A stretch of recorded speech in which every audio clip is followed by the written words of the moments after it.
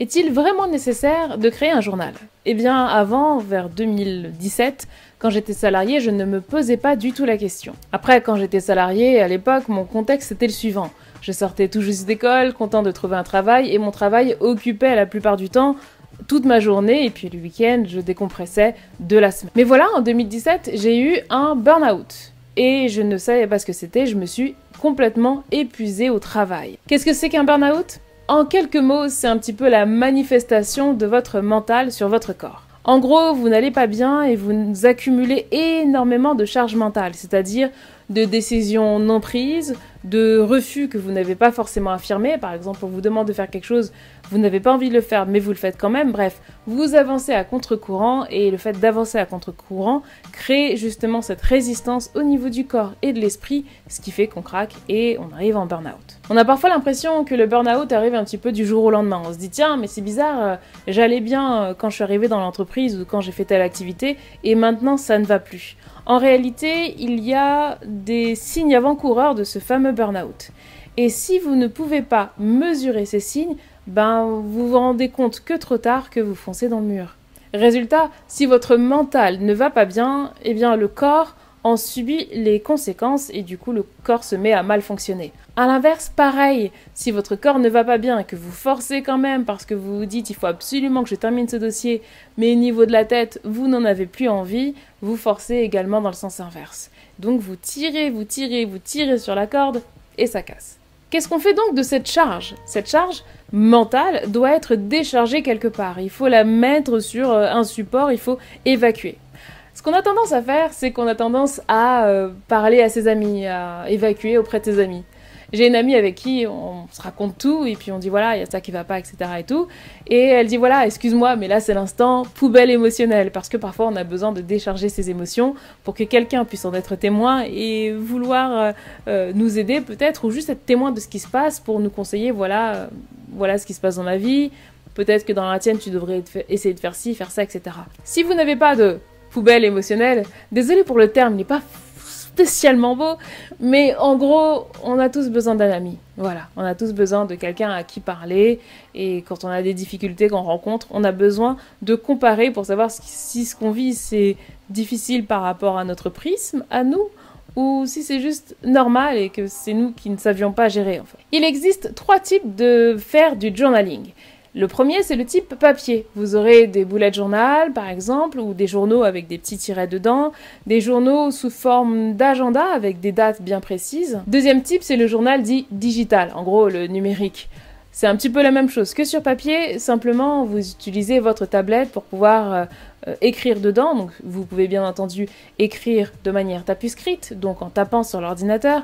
Mais parfois, le mieux, c'est toujours d'écrire à la main. Après, ça dépend de ce que vous voulez mesurer ou pas. Mais voilà, écrire à la main, ça permet de s'épancher un petit peu, de raconter sa vie sur le papier. Et enfin, le troisième type, logiciel. Vous allez utiliser un logiciel de traitement de texte que vous connaissez. Ça peut être Evernote, ça peut être TXT, ça peut être Word aussi. Ça peut être Notion, certains utilisent Notion et on peut faire des très très beaux bullet journal ou de journaux tout simplement dans Notion. Et nous, ce qu'on va faire, c'est qu'on va voir dans ClickUp. Juste avant de regarder comment faire un journal dans ClickUp, la question à se poser, c'est qu'est-ce qu'on traque dans son journal? À quoi ça sert en fait? C'est pourquoi? Dans votre journal, vous allez traquer vos événements, c'est-à-dire, voilà, vous allez noter un petit peu ce qui vous passe par la tête, ce que vous avez vécu dans la journée, éventuellement les personnes que vous avez rencontrées. Voilà, libre à vous. Ce qui est intéressant également de mesurer dans votre journal, c'est votre humeur. Est-ce que vous allez bien? Est-ce que vous n'allez pas bien?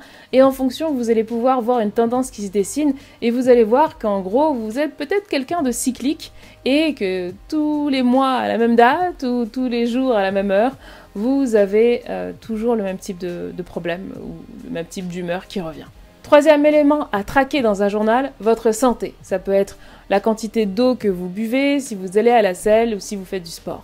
Ça, c'est vraiment intéressant pour pouvoir mesurer justement les constantes au niveau de son corps pour savoir si vous faites ce qu'il faut ou si vous avez tendance à vous laisser un petit peu aller par la vie. Quatrième chose que vous pouvez suivre, c'est l'alimentation. C'est-à-dire que vous pouvez très bien suivre vos repas et noter ce que vous mangez jour après jour. Certains vont également noter le poids qu'ils prennent, le nombre de calories. C'est vous qui voyez, c'est votre journal, c'est un journal personnel. Mais comment peut-on réaliser un journal dans ClickUp et également Pourquoi? Alors c'est ce qu'on va voir tout de suite. Donc bienvenue dans mon journal. Vous voyez une partie des choses, je n'ai pas forcément rempli toutes les dates parce qu'il y a des fois j'ai simplement oublié de remplir mon journal. Mais voilà à peu près ce que je traque. Je traque, donc je mets le nom du jour et la date. Donc je mets tout ça à la date d'échéance. On va écrire une ligne ensemble, bien entendu. Ici, je traque aussi le passage de la Lune parce que j'essaye de voir s'il y a une correspondance entre l'état de la Lune, par exemple, pour ceux qui sont un petit peu férus d'astrologie, parce que l'eau, alors pour vous expliquer un petit peu, la Lune a un effet sur les marées. Résultat, la Lune a donc un effet sur l'eau. Vu que nous sommes composés d'eau, la Lune a sûrement un effet sur nous. Certains y sont sensibles et certains un peu moins. Petite anecdote, à ce qui paraît, les femmes ont tendance à accoucher le plus souvent lors de la pleine lune. Donc c'est pour ça ici que je traque la lune, parce que voilà, ça me permet d'avoir un cycle de 28 jours, qui est un peu un cycle mois, pour voir un petit peu comment ça se passe. Là ici j'ai mes différentes humeurs, et donc là voilà, je vois, ici ça allait pas du tout.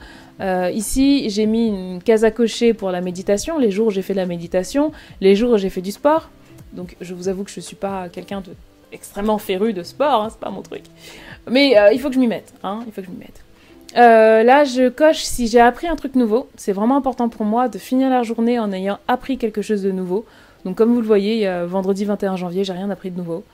C'est un peu bizarre de dire ça, mais oui, il y a des fois, des jours où on n'apprend rien de nouveau. Voilà. Et là, je mesure la qualité de la journée. Et ici, je mesure en quantité les litres d'eau que je bois. Comment réaliser un journal comme celui-ci? Ce que vous allez faire, en fait, ici, dans la description, donc quand vous allez dans votre espace, donc j'ai créé un espace personnel, j'ai rajouté une nouvelle liste, et ici dans la description, je viens bien entendu ajouter une image. Là, je mets du texte, et ici vous voyez, c'est juste ici que ça se passe. Donc si je veux rajouter une nouvelle image ou du texte, je fais / image, et là il me demande d'ajouter une pièce jointe. Donc je clique ici, et ça me permet de rajouter la pièce jointe que j'ai fait dans Canva. Donc c'est déjà pour vous donner un petit aperçu, et ici c'est juste un trait, une div. Donc je vous montre la div. Il faut retaper le / séparateur. C'est une div, juste ici. Ça permet d'avoir un petit séparateur pour faire quelque chose de joli. J'ai écrit une petite citation, juste là. Voilà, apprends... Oh, je suis en train d'effacer. Apprends d'aujourd'hui pour créer un meilleur demain. Voilà, ça me motive à chaque fois que je me connecte et que je regarde mon journal. Donc ici, voilà. Maintenant, là, juste en haut, vous voyez qu'il y a du rose. Attendez, je vais passer en version non sombre, que j'ai remarqué que parfois ça fait ouf, bugger certains d'entre vous, et puis on voit pas forcément la beauté des couleurs. Donc voilà, là on n'est pas dans la version sombre. J'ai fait une vidéo sur les astuces ClickUp si jamais vous voulez voir comment changer les couleurs et avoir une version sombre ou non. Là, j'ai modifié la couleur du journal, donc là j'ai mis en rose. Bien entendu, je peux ajouter de nouvelles couleurs. Si je mets ici changer la couleur, je peux sélectionner la différente couleur, mais c'est figé, il n'y a pas exceptionnellement de choix dans cette partie ici. Hop, je supprime ça, j'enregistre. Donc là, voilà, bienvenue dans mon journal. Donc comment ça se présente? En gros, j'ai une tâche ici, là j'ai l'échéance que j'inscris là. Bien entendu, dans ma tâche, si je mets aujourd'hui,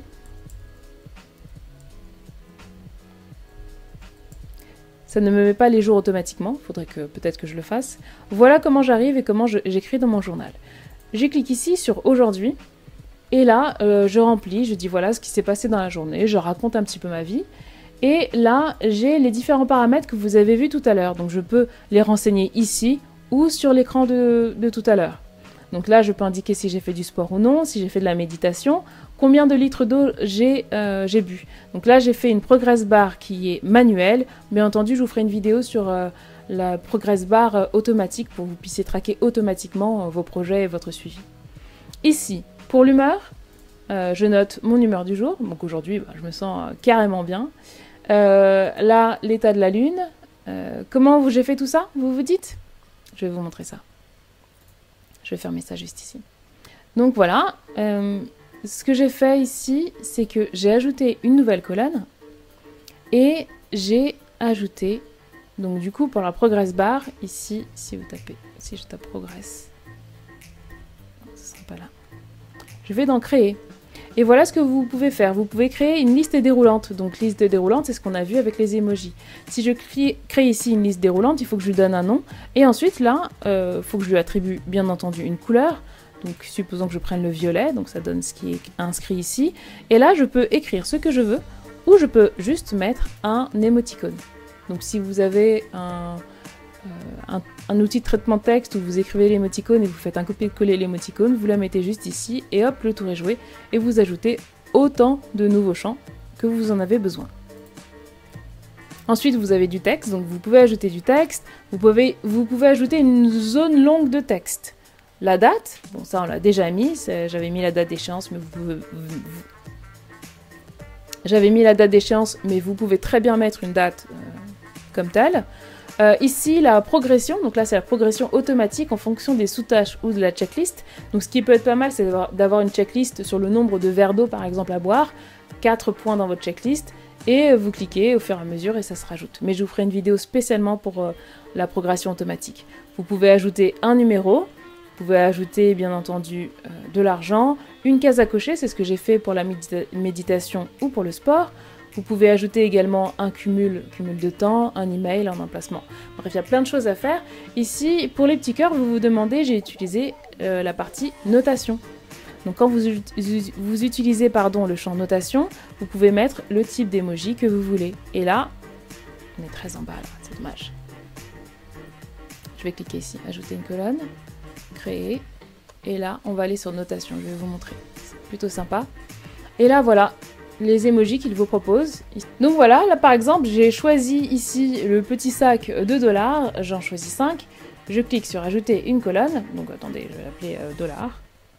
Et là, j'ai mes petits sacs de dollars, par exemple, vous pouvez très bien dire combien m'a rapporté cette journée. Est-ce qu'elle m'a rapporté 2 sacs? Est-ce qu'elle m'a rapporté 5 sacs? C'est à vous de voir et vous avez libre cours à votre imagination. Maintenant, il y a une petite chose qui est sympa. Vous vous demandez, tiens, mais est-ce que je dois faire tous les jours, rentrer à la main, etc. et tout.